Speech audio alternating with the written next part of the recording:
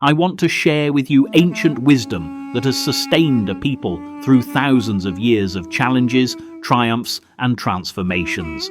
The Jewish sages, those brilliant minds who contemplated life's deepest questions, left us profound insights about human nature, relationships, and the forces that work against our success. But let me be clear from the start. When I say enemies, I'm not talking about comic book villains or people who openly oppose you. The most dangerous enemies are often hidden. They disguise themselves. They smile while undermining you. And sometimes, most importantly, they exist within ourselves. The wisdom of the Jewish sages teaches us that before we can achieve greatness, before we can fulfill our purpose, we must learn to see clearly. We must identify what truly stands between us and our destiny. In the Talmud, there's a fascinating discussion where Rabbi Elazar says, "Who is mighty? One who turns an enemy into a friend. But how can you turn an enemy into a friend if you don't even know they're your enemy?" The sages understood something profound. The most effective opposition isn't always obvious. In Pirkei Avot, the ethics of our fathers, we're warned repeatedly about subtle dangers: flattery, jealousy disguised as friendship, and most critically, our own negative inclinations. The Hebrew term yetzer hara, often translated as evil inclination, represents the internal enemy, but it's more nuanced than simple evil. It's the part of us that rationalizes, that justifies shortcuts, that whispers just this once or you deserve this when we know better. Think about your life right now. What's holding you back? Is it really external circumstances, or is something more subtle at work? The first wisdom from the sages: your most dangerous enemy might be wearing your own face in the mirror. Jewish wisdom identifies several categories of hidden adversaries. Let me share 5 that are most relevant to your journey. First, the flatterer. Rambam, the great 12th century sage, warned extensively about flatterers.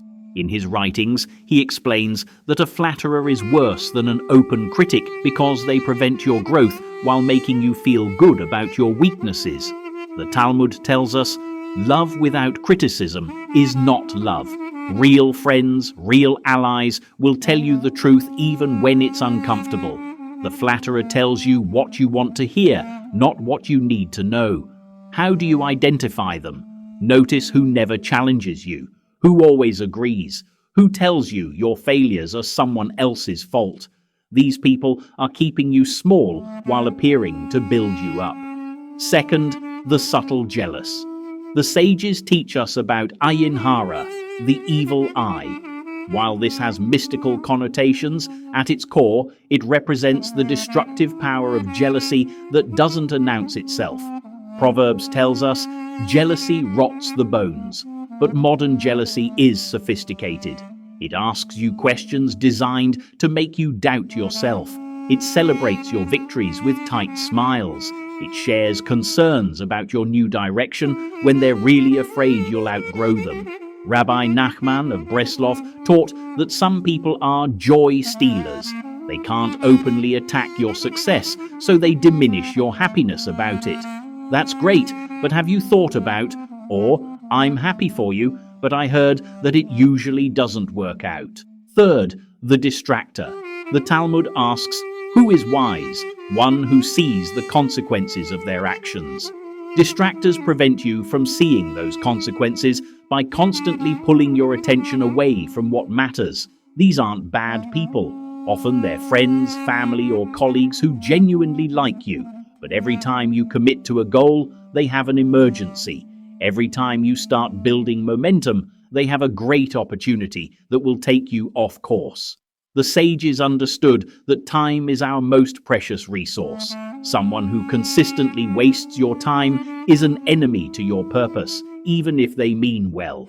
Fourth, the comfortable enabler. Here's a subtle one: people who enable your weaknesses in the name of support.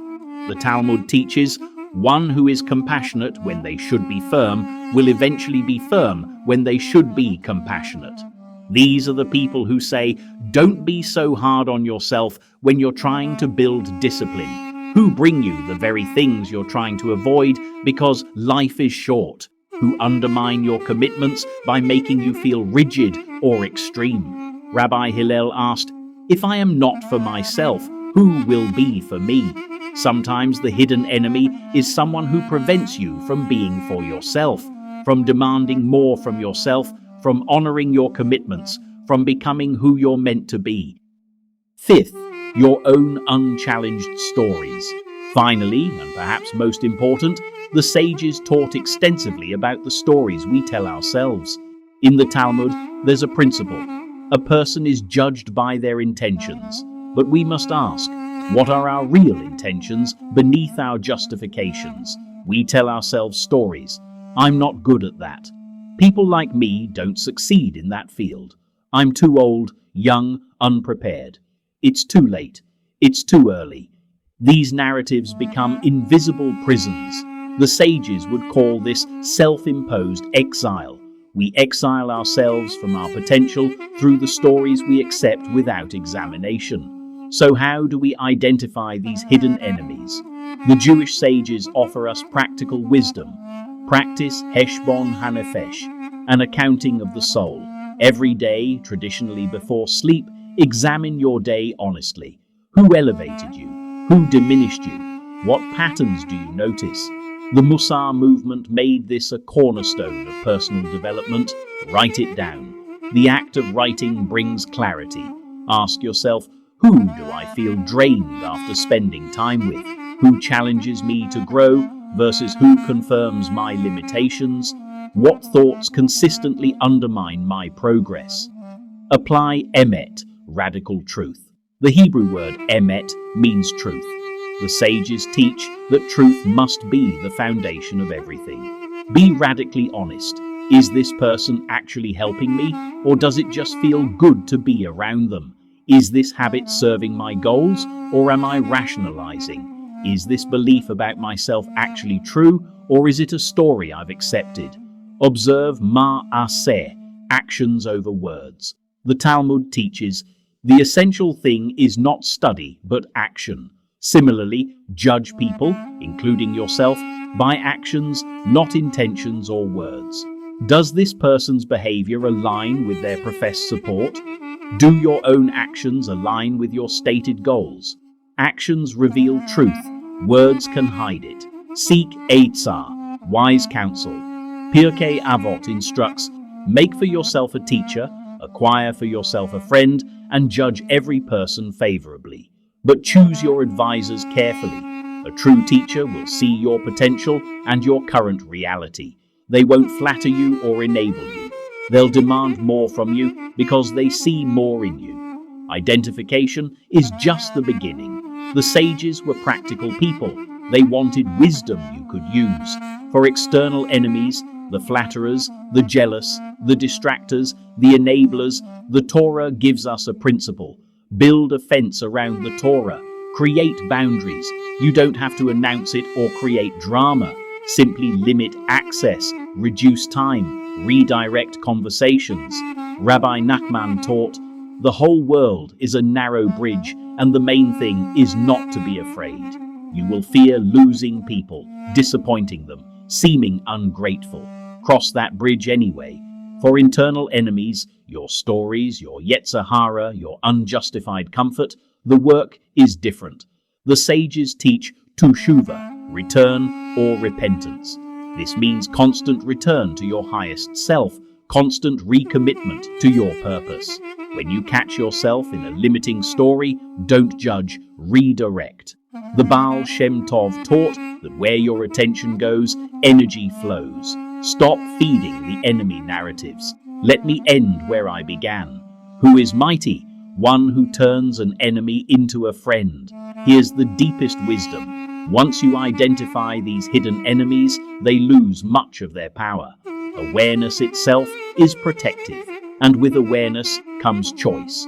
You can choose to distance yourself from people who diminish you while honoring what they did teach you.